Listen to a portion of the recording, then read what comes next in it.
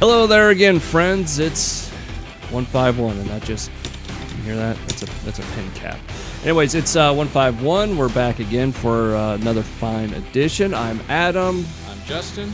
And we have a kind of an interesting episode set up for you. It's going to be a thought experiment. Yeah, it's kind of a brainstorm session as Justin and I, as you probably figured out by now, are both, we're married men with kids. We're nerds, and we have opinions on movies and Marvel and DC and sci-fi and fantasy and everything in between, right? Star Trek is very important to us. Agreed. Yeah. And with the two new movies that have come out, Getting ready for the third, which just looks like a pile of garbage. Yeah, I'm cautiously optimistic. Simon Pegg wrote it. Yeah, but to have the guy that directed Fast and Furious, Simon Pegg wrote it. I'm still cautiously optimistic. and they are another thing. If they gave away a plot, Enterprise is destroyed in it. Well, I mean, it's not like they don't trash out an Enterprise every couple of movies anyway. What do they say? I think someone's figured it up. It's like 10 years. About every 10 years, you get a new ship. Yeah, something like that. Within the whole thing. But what we're gonna do right now is there's been rumor of a new Star Trek series. It's full on confirmed at this point. Yeah, CBS is doing it, I think. Yep, And they've confirmed it. The first episode will go out on regular CBS, and then from there out, it's going to be their Hulu, their online content. It's going to be specially created for their version of Netflix, Amazon Prime, whatever online content. So you're getting we don't have many details about it yet. I don't think we really nothing. We know two people that are involved with it now. Dude from Wrath of Khan. Yeah, Nicholas Meyer. Yeah. Wrath of Khan co-wrote Star Trek IV, and I think co-wrote and directed Star Trek VI. Okay. Undiscovered Country. Yeah, so I mean, your even number movies, your good ones. Yeah. I mean, he was involved with all three of the originals. I mean, the Wrath of Khan and Voyage Home. I mean, those are huge feather in your caps. Yeah, no, those are great Star Trek movies. And then Brian Fuller. Brian Fuller, right? Fuller, the guy who did Pushing Up Daisies. He was on He wrote on Deep Space Nine. Okay. He was pretty heavily involved with Deep Space Nine. Which, by the way, I really like Deep Space Nine. Most underrated series out there. I mean, the first couple seasons were very, very slow start. Basically, seasons 5 through 7 were some of the best storytelling that Star Trek ever did. 4 is really great.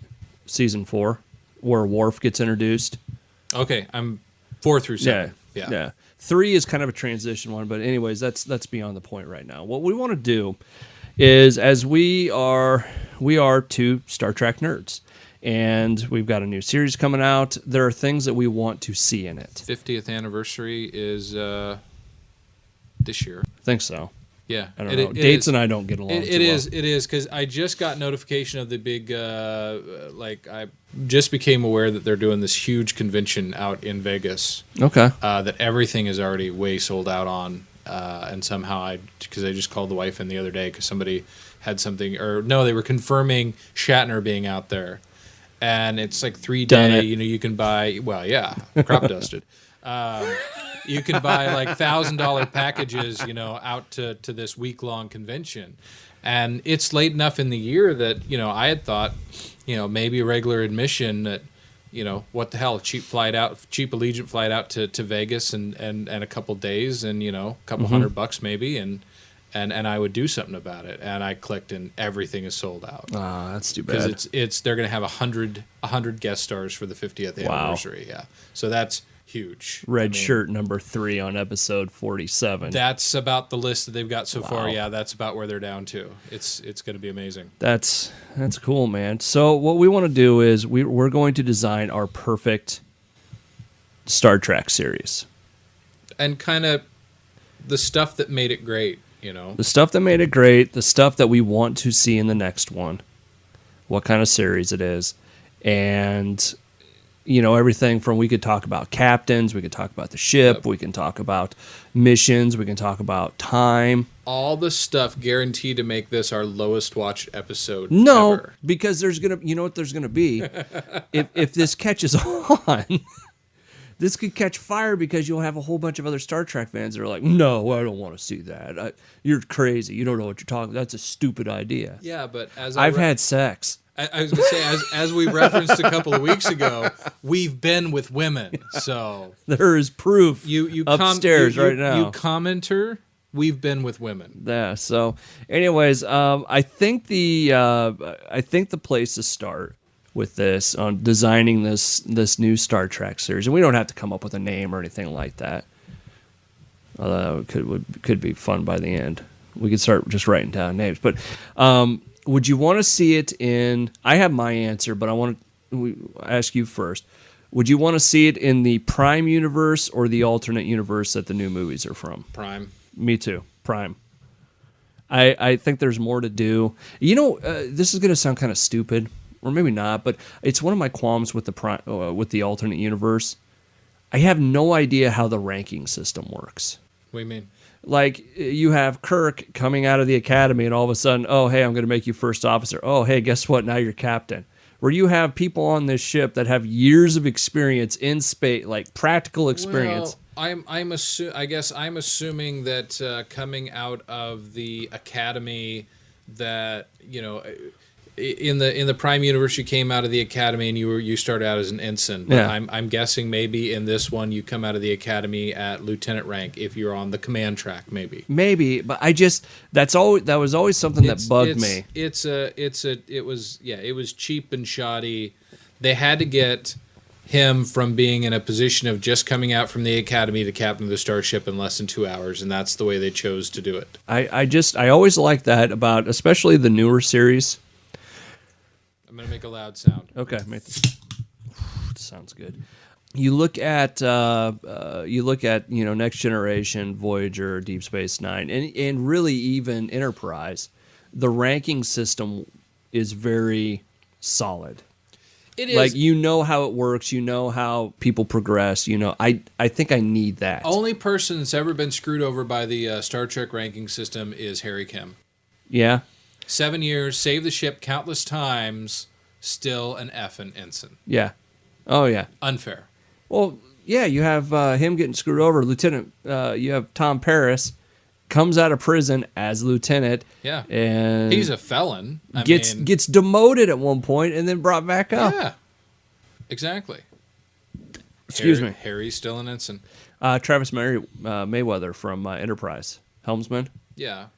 Always an ensign. Yeah, but I mean, dude, they even showed like the last episode where it's like 12 years in the future or something. Yeah, but that's still an ensign. That's like barely a lieutenant. That's like normal. That's like normal service, though. I mean, Harry was, they were stranded, man. He saved the ship multiple times. Yeah, I get. No, listen. I get it. I really do. I'm just saying, there's another guy that got screwed over. Yeah.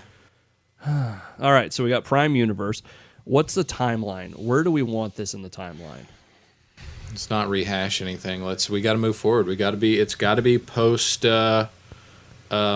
destruction of Romulus. Okay, yeah. Okay. The destruction of the Romulan Empire is what kicked off old Spock, Spock Prime going back. It's got to be after that. Is that really Prime Universe or is that Abrams Universe? Well, the events because the only reason I ask is because there's a lot of, like Star Trek books that came out. No, that's where the timeline split. That they have nothing. That's where the timeline split, was a destruction of Romulus. That happened in our universe, which caused him to get sucked back through. Yeah. And sent into the alternate one. But what I'm saying is, do you want to go off that?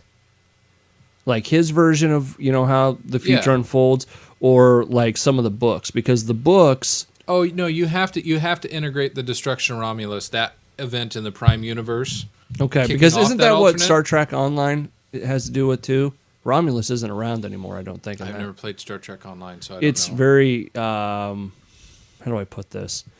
You remember World of Warcraft, playing that? Like how long it took to level out? You leveled out in like a couple weeks with Star Trek. Like so there was just nothing to do. It was more like DC Universe Online. A little bit, yeah. Yeah, when that started up. Like it's really cool. You get to design your ships. You get to do your bridge, your uniform. All this. But it's like you get to a certain point, And they may have changed it since then, since I played, but it was one of those, okay, I don't really have anything to do now except fly around and do random battles. Nice. Which my ship is pretty awesome, so. I will say, having played all the free play stuff and then all of the like as actual subscription, like World of Warcraft driven one, I'd much rather pay the subscription if it's something I like. Yeah. Yeah, the Warcraft stuff never gets old. There's always something to do in that game. No, it was just, let's face it, time in real life that, killed that too. Yeah. Yeah. Believe me, I try and play whenever I can. Being with the ladies. Well, one in particular. Let's back that up. It is possible, kids. It is possible. Okay, so we're going to do future after Romulus. Yep. How far? Because concurrent, just somewhere in there. I mean, well, how far do you go? Do you go because you get into like Voyager where they had, like the I can't remember the time traveling Federation. No, you don't want to go that far. So before that, yeah. So probably like what are they in the 24th? So it'd be 25th, like maybe just late 25th century. You just figure post Voyager. Post Voyager. Yep, just something we haven't seen before. Post Voyager, something we haven't seen before. Yep. Okay, we're basing this on a ship, right? Yeah. Some kind of new. Some kind. I mean, give it enough. I mean, Is Slipstream going to be involved in this? No, straight up plain old warp drive. Really? Yeah. Wow. Plain old warp drive. Let's. Wow, I kind of want to. Let's not tinker with formula too hard. Well, do you want to do Slipstream? Kind of, because I know. Explain what Slipstream is. Slipstream, it's a kind of a propulsion system that it's faster than warp, and that's what the only reason I bring it up is because and I know we're not going off the books exactly because of the Abrams universe stuff. But they really open up some of the stories with some of the Slipstream drive. They bring the technology back. Starfleet works on it and eventually gets it to work and slowly starts to adapt it to different ships. It's not going to be featured every week, but it'll exist. How's that? Maybe they're still working on it. Yeah, I don't know. I like it. So we'll put Slipstream question mark. How about that? Sure. Well, it opens up. I mean, you can go to different parts of the galaxy and all this. Is that the wormhole? Okay. New ship, is it going to be big or small? Like more, because you look at Galaxy Class Enterprise, biggest ship they ever made. Big with fighters. With fighters, so it's like an aircraft carrier? Yep. Aircraft carrier in space? Yep. So did you watch Enterprise? Yeah. You remember Enterprise J? Yeah. And how big I've heard different estimates. That was an ugly ship, though. It was an ugly ship. It was basically the NX-01, like on steroids. Yeah, here's what I want. I want a Sovereign class similar to that, with support for a couple of these boys. Whatever the future version of that is. Yeah, let's get a couple of Defiant-sized attack vessels that can detach. Aircraft carrier. So you can surround your enemy. I don't hate that idea. With these kind of phasers. The machine gun phasers, yeah, the best effect they ever had in Star Trek. Did you ever think, like... no, they are great. I'm setting it down gingerly. The pulse cannons. Yeah. No, those are great. Those are wonderful. You know how destroyers and battleships and stuff, and even old sailing ships, like they do the broadside, like... Don't you think one of the big, even like a Sovereign class or Galaxy class, don't you think they could have a couple pulse phasers on the side there to like broadside people? Well, that was always the phaser array on like the here. I'm gonna go get a visual aid. Okay. Back. Why don't you just grab both of them? Okay. Because it works better on the Sovereign class ship. I've actually thought about this. Okay. So on this, now be careful with that. I'm going to. That's okay. like on those are like my favorite toys growing up. This entire ring around here was the phaser array. Yeah, I know. And the beam could be generated I'm explaining to the people at home. Well, hopefully they know what's going on. Well, hopefully, but even this might be whatever. A learning experience for some Yes. people. So you could generate a beam off any point at this. So for and then you had your rear ones. I don't know if you can see this. Probably not. Back here, this is top and bottom, both spots, so that you could generate, in effect, 360 degree Yeah. coverage. So I mean, as far as but it's one beam at a time. It's not like this thing is covered in pop up cannons. Yeah. And I don't know whether you're going to be limited by. You're going to have to work out the physics whether you're going to be limited by engine output. Let me see the Sovereign one. You can put it up on the table. It's fine. Bring it up here. We got a camera for it. So no, and this is getting kind of off the subject here, but what I'm talking about is, like you have those pulse cannons, right? Yeah. You've got like some doors here Yeah. where you could open it up and maybe you have gunners, like you have gunning squads. That they like you have. Because one guy on the bridge running the weapons. You got predictive algorithms. I mean, in the ship, just you hit the button and it tracks and targets and fires automatically. But just think if you're fighting like people like you're saying you want an aircraft carrier in space, right? Yeah. What and you have your fighters and stuff. What if you're going up against someone where you can have, these guns trailing other smaller targets? Well, I mean, I think you can still do all that from phaser control in the bridge too, because otherwise you're looking at actually having a phaser room like in the original series where that part of the ship got damaged and then you lost all phaser control. Yeah. I mean, but by the same token, you have to figure in like computer targeting because there's no way that Worf is back there actually hand targeting. Yeah. On that smooth panel. I mean, the only time we've ever seen a joystick in Star Trek, it was a terrible Yeah, that thing. was a bad idea. Well, there was also the control sticks on the Delta Flyer. Fair enough. So, and those worked. Yeah. But I don't know. I just always thought about that. That might be kind of a cool idea to have. The phaser and photon torpedoes when they finally armed Deep Space Nine, that first confrontation With the where they Klingons. popped out and they were That was pretty multiple. awesome. That's the kind of Okay, you got me. stuff that I think that it should have done on a ship. Okay. All right. So we've got Prime Universe, Future, Post Voyager, new ship, aircraft carrier in space, Yep. which I actually don't mind that. Are there families on this? Is it like Galaxy class? No. No families? Galaxy class, I'm going to call it a failed experiment. I mean, you didn't see any on the E, did you? No. But it was also a smaller ship. Sovereign class is bigger than Galaxy. No, it's not. Yes, it is. No, it's not. Yes, it is. It is longer. It is not as tall. Total displacement, total tonnage is bigger. Why are we arguing about that? We're supposed to be designing a new Star Trek I don't know. series. Oh no, I got to prove the other nerd wrong. Because you challenged my honor, and I went to the internet. Okay, well, while you're doing that, But no, I don't think there are no families on here. no families. All right, no families. Episode. Are we or episode formatics or I don't know what the right way to say that. We're focusing on the captain, first officer, Yeah. all that, right? Okay. Yeah. Now I'm not saying that we can't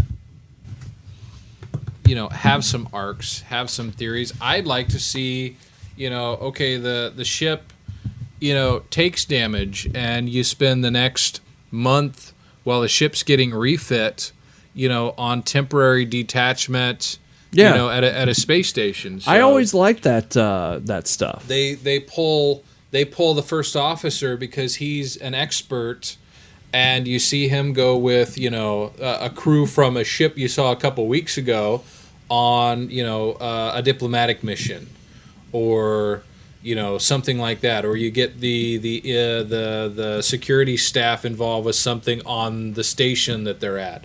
Make it actually not such a bottle, we can only be on the ship sort of thing. Yeah, I do like. Well, I like that idea, and I liked what Deep Space Nine got into, and I liked what Enterprise kind of did too. Voyager kind of did it, but they didn't do it as well, I think. And with episodes where it's like I like storylines that play out, an overarching story. Yeah. The Dominion War. yeah, that or or stuff like. As much as I love Next Generation, it's always like one story, one story, Yep. one story, one story, one story. Yep. I like things that develop, over time.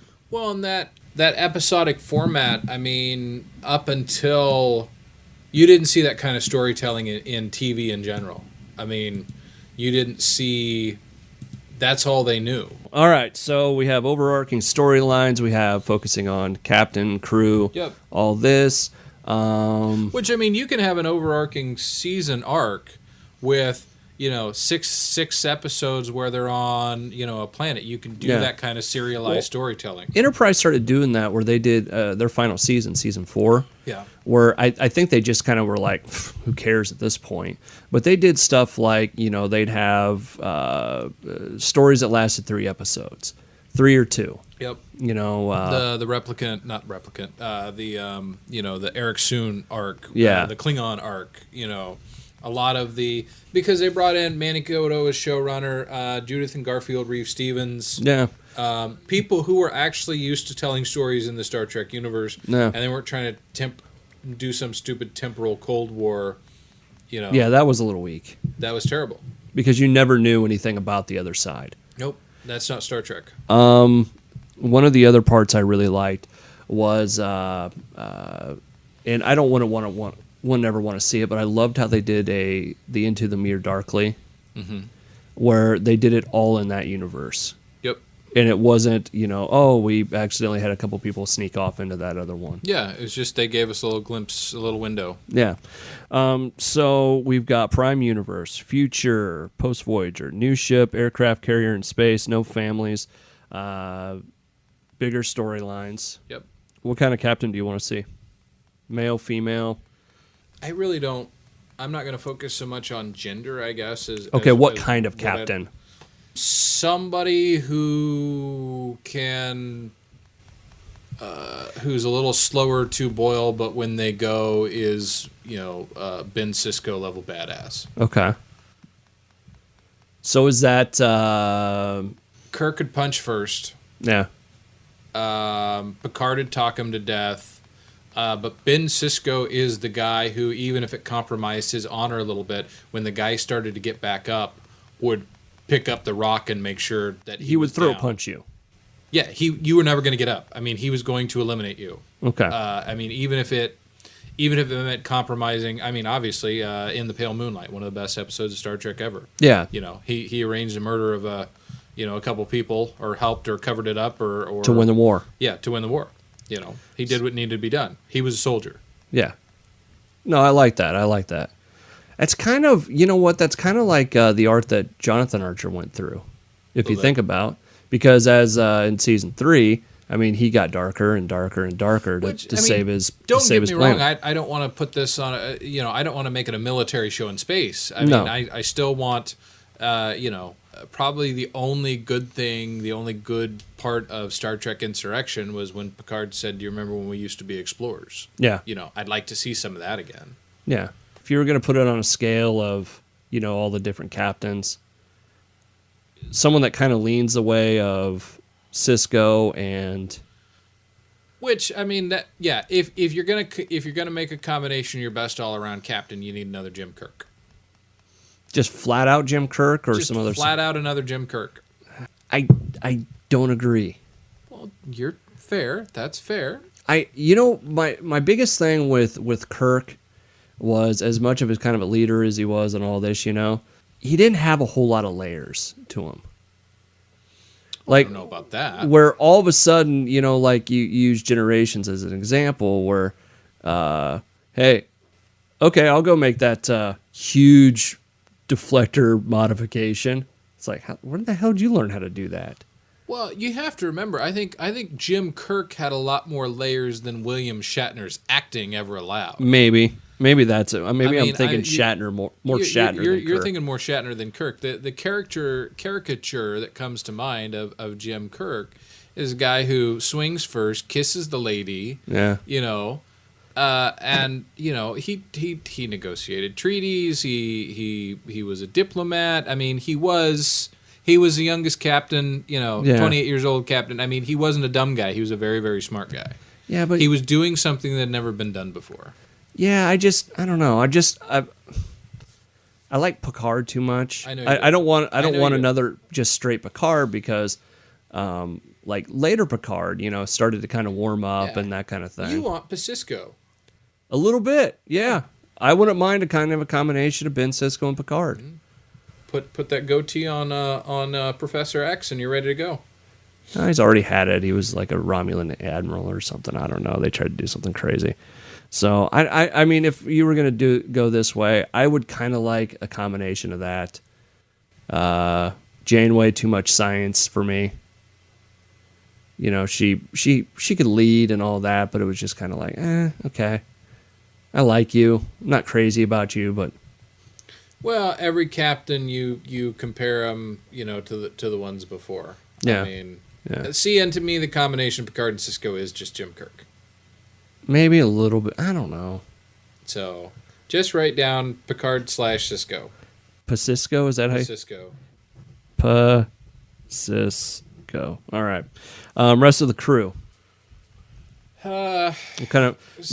I mean, to be determined. I mean, you can have about anything you want there. I mean, originally you had Spock, and then you had Riker, who was just the Picard and Riker and Kirk and Spock roles flipped. Yeah. Somebody who was hard to work with. For Deep Space Nine, it's kind of the same thing. With Voyager, you got the previous terrorist. And then Enterprise threw it back to let's get a Vulcan again.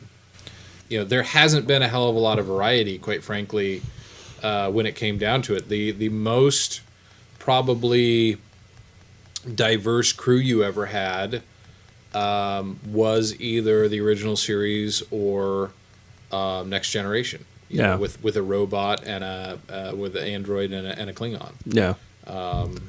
Because I mean, We had a shapeshifter and budget constraints for the original series. I mean, you got a Vulcan and you got a black lady, and that was about as an Asian guy. That was Yeah. about as diverse as it got. A They were all Russian. human.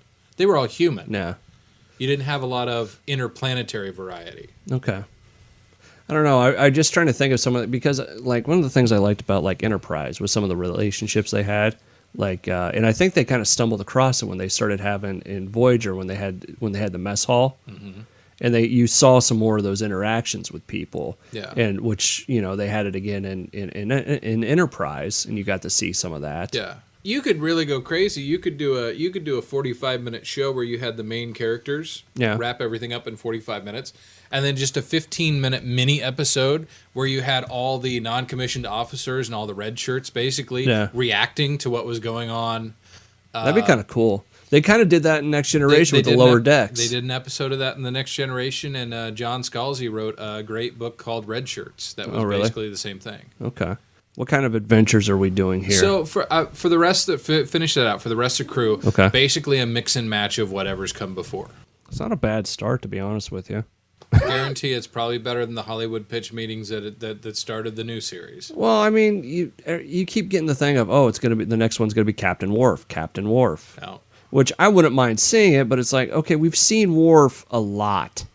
yeah, I want to see something kind of different. Maybe, not so much as different as like an Enterprise or something Yeah. because it was cute to see some of the stuff start out and all that, but Yep.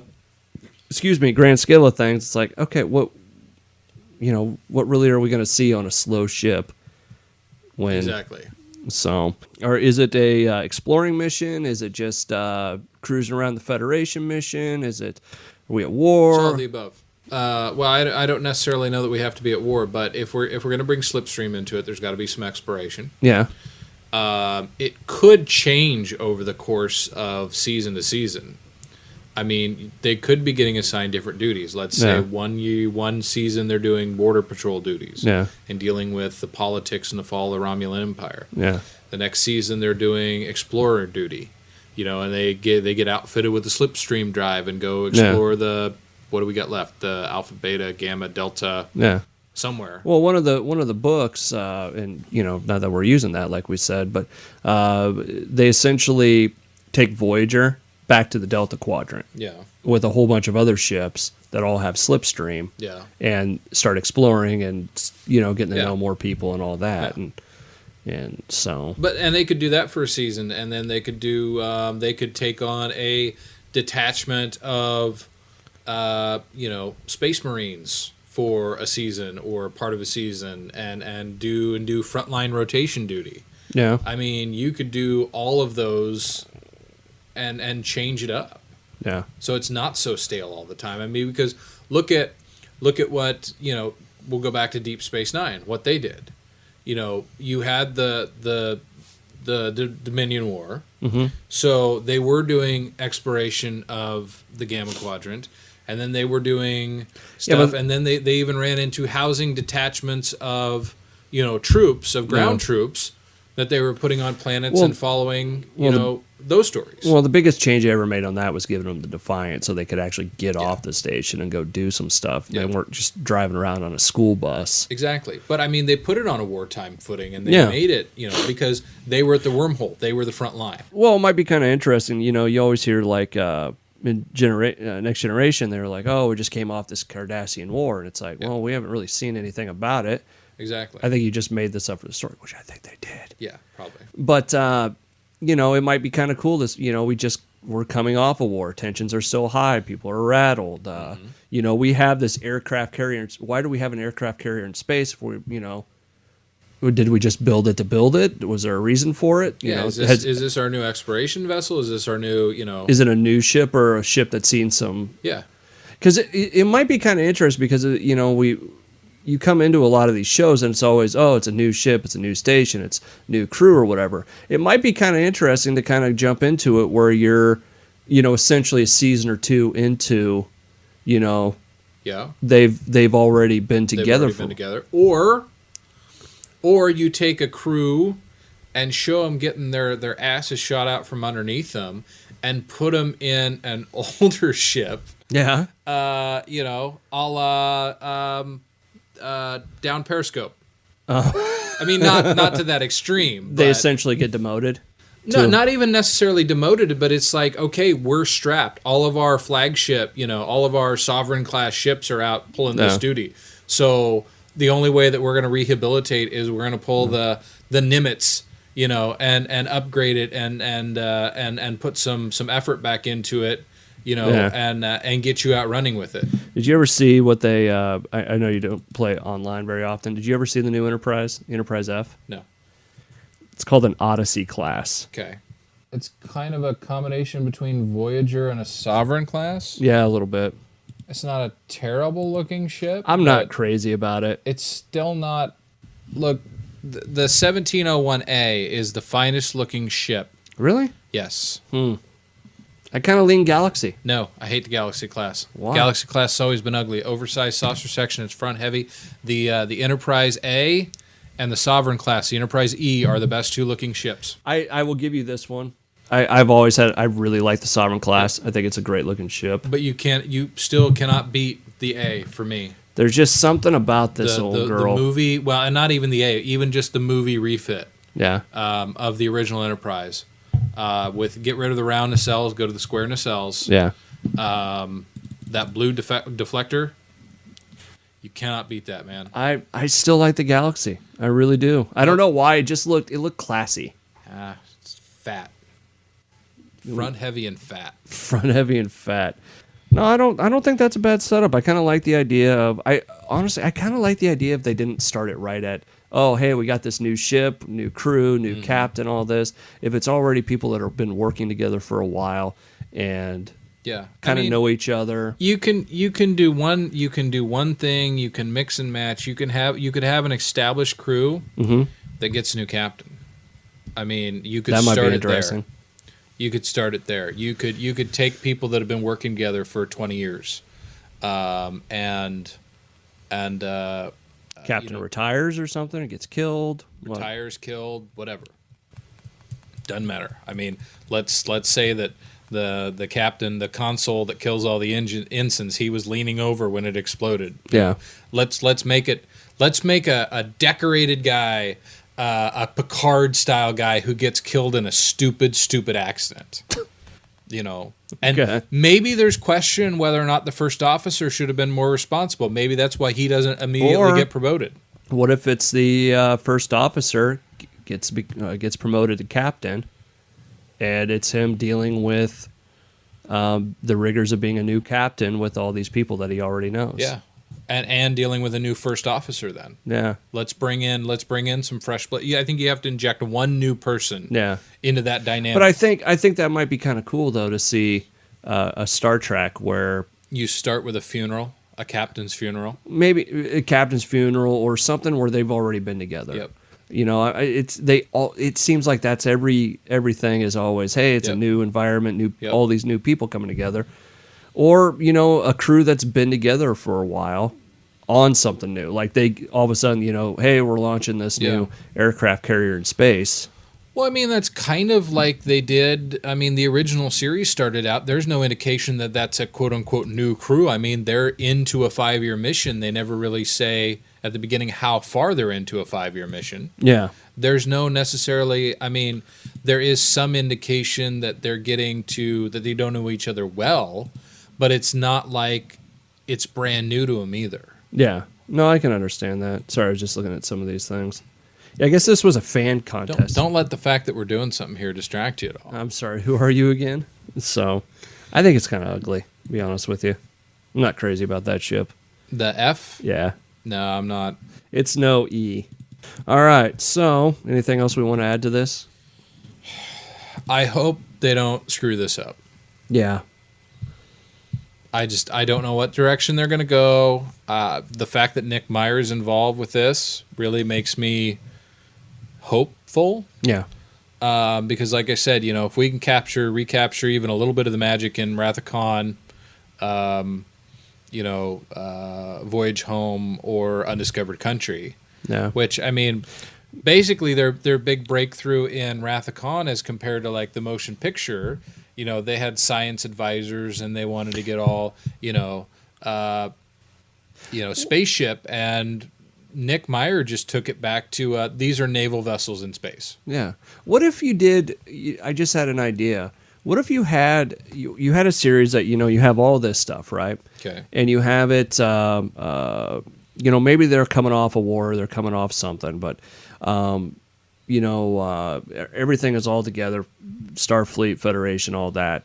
And then you have maybe, you know, like policy changes or something, or because of what happened beforehand, you know, things start to get you start to see some friction, and you essentially lead to a civil war.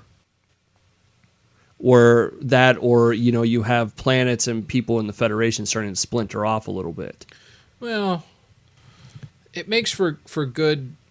It might make for good TV, but I really don't want Star Trek to go down that road, because I remember watching Star Trek and being inspired that the future could be a better place. Yeah. You know, I don't want.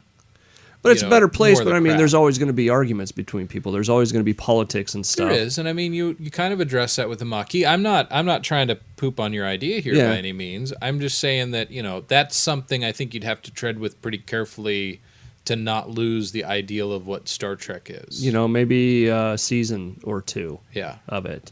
And then it's, you know, and then you have an arc of leading to that where you have some battles, you have some friction, you have people going off, and then you have, if you did 7 seasons, you know, 1 and 2 lead to 3 through 6, and then my kid crying in the background. Sorry, I just heard that. But you have 3 through, you know, 5 or 6 where it's kind of healing and you know, you're back on task. I think it would have to come organically out of the show. I don't think that's anything that you can necessarily arc into it from the very beginning. No, but I think you could have some tension there. But it would be, by the same token, it would be interesting to do a Star Trek series that had a grand 7-year plan. Yeah. You know, that you're setting up stuff for later. That if it gets canceled, it gets canceled, but that you have kind of that layout in advance, because you know, the shows that kind of do that stuff are pretty rare. They're pretty short term, but they're pretty amazing sometimes when they get it right. So, all right, I think we did good work here. I think somebody in Hollywood should call us. All right, you should do that. You can get a hold of us on Twitter at 151 The Show. Pretty much the same on Facebook and SoundCloud and YouTube and all that. Yep. So if you want to do that, go ahead. We'd love to work. Yeah, I mean, we can retire from this and step into a lap of luxury. Yeah, I'd be okay with that. So, all right, that's going to do it for us. Have a good one. Thank you.